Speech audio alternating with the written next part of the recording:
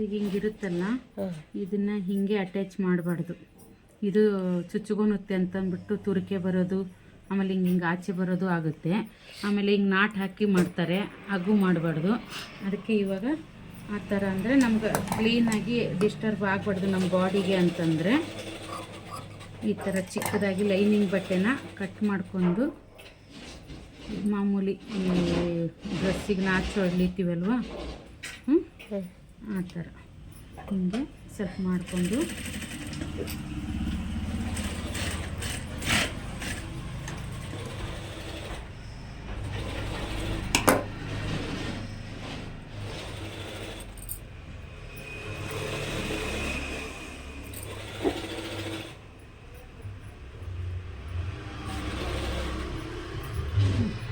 ಈ ಥರ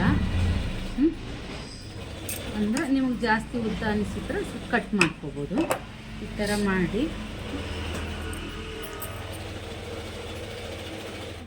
ಇದನ್ನು ನೀವು ಫೋಲ್ಡ್ ಮಾಡಿಕೊಂಡು ತುಂಬ ಟೈಟ್ ಚಿಕ್ಕದಾಗಿ ಮಾಡೋಕ್ಕೋದ್ರೆ ಆಚೆ ಬರುತ್ತೆ, ನೀಟಾಗಿ ಪಿನ್ಸಿಂಗ್ ಬರೋಂಗಿಲ್ಲ. ಸ್ವಲ್ಪ ದೊಡ್ಡದೇ ಮಾಡಿಕೊಂಡು ನೀವು ಪಿನ್ಸಿಂಗ್ ಮಾಡೋ ಟೈಮಲ್ಲಿ ನೀಟಾಗಿ ಇಟ್ಕೋಬೇಕು. ಈ ಥರ